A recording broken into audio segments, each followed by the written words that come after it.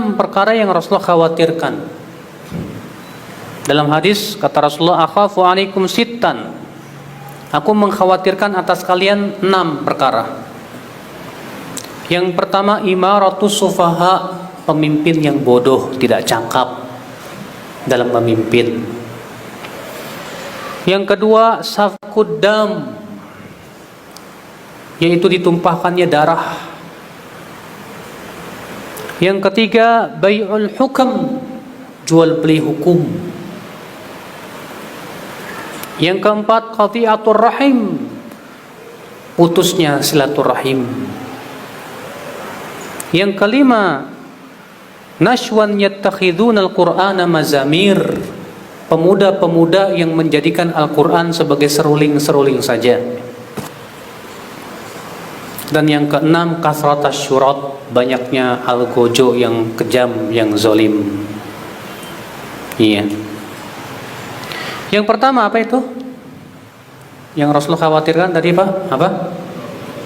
Pemimpin yang bodoh. Lah kalau pemimpin bodoh nggak bisa memimpin, kira-kira rusak nggak negara, Pak? Rusak, Pak, negara. Makanya dalam Islam tuh, Pak, syarat yang boleh menjadi pemimpin apa? Cerdas, punya wawasan yang sangat luas, sehat jasmani dan rohani. Iya. Dia pun juga seorang ahli dalam ijtihad. Dalam Islam pemimpin harus begitu. Tapi kalau sistem Islam yang sistem selain Islam yang diberlakukan, ya sulit. Iya. Siapa saja bisa jadi pemimpin asal dapat suara, duitnya gede, kan gitu. Iya. Kalau dapat suara, duitnya gede, bisa nyuap orang banyak, dia dapat suara, dapat jadi pemimpin. Apakah dia orang yang cakap dalam memimpin atau tidak, ya nggak peduli. Yang penting dia dapat suara.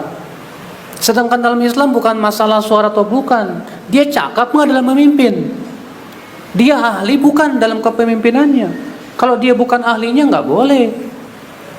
Iya. Kalau ternyata dia memang ahli, dia masya Allah, ya kepemimpinannya bagus, keilmuannya bagus, ya, dan orangnya juga tegas dan kuat, masya Allah, ini yang dipilih dalam Islam. Ikhwata Islam, azakumullah wa iyyakum. Ikhwata Islam, maka yang Rasulullah khawatirkan itu apa? Pemimpin yang bodoh. Yang Rasulullah khawatirkan tadi menumpahkan darah. Di mana kaum muslimin saling membunuh, Pak. Kaum muslimin saling berperang satu sama lainnya, perang saudara, Pak. Dan itu terjadi pada zaman-zaman sebelum kita, Pak. Ketika umat Islam terbagi menjadi kerajaan-kerajaan kecil, Pak. Mereka saling berperang, saling berebut kekuasaan. Ya. Sudah saya sebutkan tadi bagaimana dahulu perang antara Banu Umayyah dan Banu Abbasiyah. Dua-duanya kaum muslimin, negara kaum muslimin. Tapi karena untuk demi kekuasaan, mereka menumpahkan darah. Subhanallah, ikhwatal Islam, azakumullah wa iyyakum. Jual beli hukum, artinya hukum bisa dijual belikan. Sogok. Iya. Kasih antum datang ke rumah Pak Hakim, bawa duit 10 M. Pak, ini saya punya duit 10 M. Asal Bapak mau bela saya. Akhirnya apa? Hakim tidak bisa adil. Dia akan membela siapa yang paling gede duitnya. Siapa yang paling gede duitnya, dia yang menang. Ini namanya jual beli hukum, Pak. Nauzubillah, sallallahu alaihi wasallam. Akhirnya hukum bisa dibeli. Kalau sudah seperti ini, tidak akan ada keadilan di dunia, Pak. Yang akan menang terus siapa? Orang kaya. Orang miskin pasti akan dihinakan terus. Sementara dalam Islam, Pak, hukum tidak bisa dijual belikan. Anda salah, Anda mendapatkan hukuman had. Siapapun Anda, walaupun dia pemimpin sekalipun, harus dikenakan hukuman had.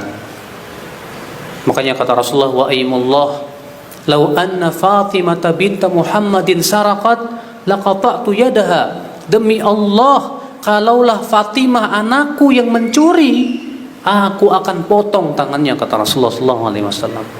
Dalam Islam nggak ada orang kebal hukum, Pak, nggak ada. Semua sama di hadapan hukum Allah Subhanahu wa taala. Adapun kemudian hukum bisa diperjualbelikan, masya Allah, pasti kezaliman akan merajalela ya akhal Islam. Iya, merusak kehidupan ikhwata Islam azakumullah wa yakum.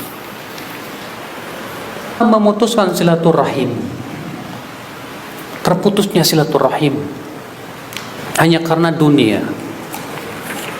Akhi azakumullah, Rasulullah SAW mengatakan la yadkhulul jannata qati', tidak masuk surga orang yang memutuskan silaturahim. Rasulullah SAW ya dalam hadis tersebut mengancam orang yang memutuskan silaturahim bahwa ia tidak masuk surga, naudzubillah. Iya. Maka Pak, dalam Islam Pak, menyambung silaturahim itu sangat-sangat dianjurkan Pak. Menjaga hubungan kita dengan kerabat, dengan kakak, dengan ibu, dengan kakek, dengan paman. Ya, dalam Islam itu harus dijaga betul-betul. Bahkan Rasulullah mengatakan man sarrahu an yunassa lahu fi umuri wa an yuwassa lahu fi rizqi, siapa yang ingin ya umurnya dipanjangkan, rezekinya diluaskan, falyasir rahimah, maka hendaklah ia menyambung silaturahim. Ternyata kata Rasulullah, menyambung silaturahim itu bisa apa? Meluaskan rezeki. Yang kedua apa? Memanjangkan umur. Nah, kita sambung silaturahim kita ya akhal Islam azakumullah wa iyyakum. Kemudian ya akhal Islam azakumullah wa iyyakum, anak-anak muda yang menjadikan Al-Quran sebagai seruling-seruling. Maksudnya apa Pak?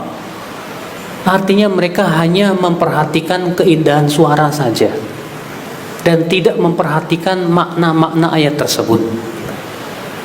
Kadang kita lihat ada seorang pemuda, masya Allah, ya, dia bisa meniru gaya Musyari Ar-Rasyid, bisa meniru, ya, wah pokoknya kalau masalah suara itu. Di negeri kita sendiri Pak, Al-Quran hanya diperlombakan sebatas keindahan suara Pak. Bapak lihat aja musabaqah tilawatil Quran, kebanyakan tentang keindahan suara kan Pak. Ya suaranya yang indah, melengking, masya Allah. Rasulullah SAW khawatir itu Pak. Kata Rasulullah SAW, di antara yang aku khawatirkan, nashwan yattakhiduna al-Qur'ana mazamir, para pemuda yang menjadikan Al-Quran hanya sebatas seruling-seruling saja. Padahal Pak, tujuan Al-Quran turun untuk apa Pak? Untuk dipahami, ditadabburi, dan diamalkan dalam kehidupan kita, bukan untuk diperlombakan suara. Kadang ada seorang wanita ya, di hadapan laki-laki baca Al-Quran dengan suara yang indah, dia pakai gincu, pakai apa? Ya, pakai bedak. Udah gitu ayat yang dibaca, wala tabarrujna tabarrujal jahiliyatil ula, janganlah tabarruj seperti tabarrujnya jahiliyah pertama. Ini nggak paham apa ya tabarruj itu apa. Ikhwata Islam azakumullah wa iyyakum. Ya. Maka ya akhi, kita umat Islam jangan fokus dari sisi suara, jangan. Tapi fokuskan dari sisi memahami makna-maknanya. Coba kita tanya, sudah berapa ayat yang kita sudah pahami dari Al-Quran? Juz amma, jangan jauh-jauh Pak. Juz amma aja ya. Yang ayatnya pendek, suratnya pendek-pendek, ayatnya pendek-pendek. Udah belum kita gali itu Pak ya? Kita pelajari tafsirnya Pak. Al-Fatihah lah, Al-Fatihah. Sudah belum kita pelajari makna-maknanya? Ikhwata Islam azakumullah wa iyyakum. Maka Rasulullah khawatir pemuda-pemuda yang hanya menjadikan Al-Quran sebagai apa? Seruling-seruling. Ya. Ikhwata Islam azakumullah. Lalu apakah berarti kita tidak boleh melakukan Al-Quran? Boleh. Rasulullah SAW menyuruh umatnya untuk melakukan Al-Quran, tapi yang Rasulullah khawatirkan itu hanya lebih fokus kepada apa? Lagunya saja gitu loh. Tidak berusaha untuk memahami. Melakukan silakan, tapi ingat kata para ulama, lagu Al-Quran gak boleh sama dengan lagu nyanyian. Saya pernah mendengar Pak, orang baca Quran lagunya kayak dangdutan Pak. Bener Pak. Jadi orang baca Quran apa nyanyi dangdut ya? Gak benar, kata para ulama gak boleh diserupakan, karena Al-Quran bukannya nyanyian. Dan Rasulullah mengatakan ya, sebaik-baiknya lagu Al-Quran itu adalah apa? Yang membuat hati manusia takut kepada Allah, yang sendu. Makanya kata Ibnu Hajar, yang lebih bagus kita sedih-sedihkan bacaannya, supaya orang mau mengingat tentang kehidupan akhirat. Itu yang paling bagus, ikhwatul Islam, azakumullah wa iyyakum. Itu yaitu banyaknya algojo yang zalim. Ya. Orang-orang keamanan yang zalim, ya, yang harusnya mereka menjaga keamanan tapi mereka malah ya menzalimi manusia. Kata Rasulullah SAW, sinfani min ahlin nar lam arahuma qat. Ada dua penduduk api neraka yang belum pernah aku melihatnya sekalipun juga. Siapa dia? Yang pertama, qaumun ma'ahum siyatun ka'adnabil baqar yadribuna bihan nas. Yang pertama adalah orang-orang yang membawa pecut, apa sih namanya, cambuk. Dia cambuki manusia dengan tanpa kesalahan. Yang kedua siapa? Nisaun kasiyatun ariyatun, wanita-wanita yang berpakaian tapi telanjang. Kata Rasulullah, mereka tidak mencium bau surga dan tidak masuk surga dan tidak mencium bau surga.